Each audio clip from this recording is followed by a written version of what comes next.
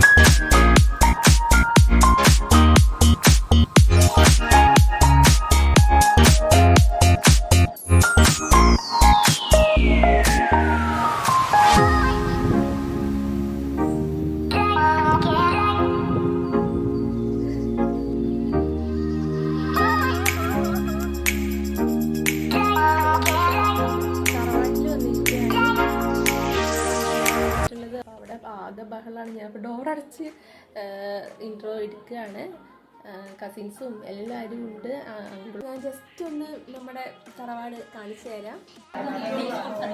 അപ്പോൾ എൻ്റെ വ്യൂവേഴ്സിനോട് ഹായ് പറയൂ. മേലെ നിന്ന് തുടങ്ങിയിട്ടുണ്ട്.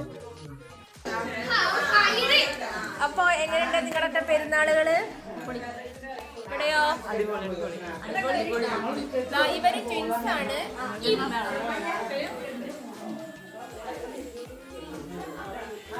ഇതെന്റെ സിസ്റ്ററുടെ മകനാണ്.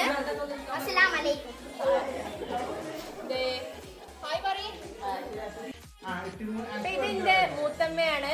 ഹായ് പറയൂ.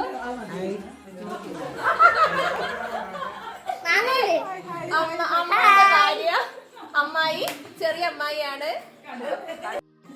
ഇത്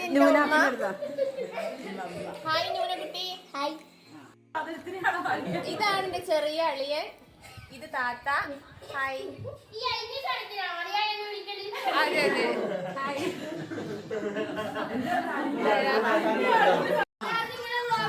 ഇത് എന്റെ ഏറ്റവും വലിയ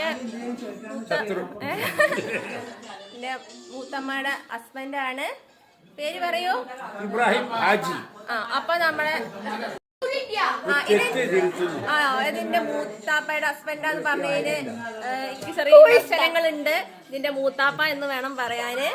അപ്പൊ നമ്മളെ വലിയ പെരുന്നാളിനെ കുറിച്ച് എന്താണ് അഭിപ്രായം? വലിയ പെരുന്നാൾ പറഞ്ഞാല് എല്ലാവർക്കും ഒരു സന്തോഷമുള്ള ദിവസമാണ്. വേറെ ഒരു അഭിപ്രായവും ഇല്ല. നമ്മളെ യഥാർത്ഥമായ പെരുന്നാൾ ഇതല്ല. വലിയ പെരുന്നാൾ എന്ന് പറഞ്ഞാൽ ഹജ്ജാണ്. ഹജ്ജാണ് വലിയ പെരുന്നാൾ. ഹജ്ജ് എന്ന് പറഞ്ഞാൽ ജീവിതത്തിൽ ഒരിക്കൽ ചെയ്യുന്ന ഒരു കർമ്മമായിട്ടാണ് ഞാൻ മനസ്സിലാക്കിയിട്ടുള്ളത്. അത് മക്കത്തോ മദീനത്തോ പോയി അങ്ങോട്ടും ഇങ്ങോട്ടും ഓടി അവസാനം തലമുണ്ടനം ചെയ്ത് ഒരു മുടി കളയുന്ന ഹജ്ജല്ല യഥാർത്ഥമായ ഹജ്ജ്. യഥാർത്ഥമായ ഹജ്ജ് എന്ന് പറഞ്ഞാൽ മനുഷ്യൻ്റെ അവസാനത്തെ യാത്രയാണ്. അതിനാണ് ഹജ്ജ് എന്ന് പറയുന്നത്. ദർശനം കിട്ടണം ആ യാത്രയിൽ. ദർശനം എന്ന് പറഞ്ഞാൽ നമ്മുടെ റബ്ബിനെ നമ്മൾ കണ്ടുമുട്ടണം. നമ്മുടെ റബ്ബിനെ കണ്ടുമുട്ടലാണ് ഹജ്ജ്. അങ്ങനെ റബ്ബിനെ കണ്ടുമുട്ടി ഹജ്ജ് ചെയ്ത് അവൻ പോയി വന്നാൽ ഇപ്പോൾ പെറ്റ കുട്ടി മാതിരിയല്ല, ഇപ്പോൾ പെറ്റ കുട്ടിയായിട്ട് തിരിച്ചു വരാം. ഇത്ര മാത്രം പറഞ്ഞുകൊണ്ട് തൽക്കാലം നിർത്തുന്നു. ചിന്തിക്കുന്നവർക്ക് ദൃഷ്ടാന്തമുണ്ട്. അപ്പം ബാക്കിയുള്ളവരെയൊക്കെ ഇനി വഴിയെ കാണിച്ചു തരാം. ഓരോരുത്തർ എത്തുന്നുള്ളൂ.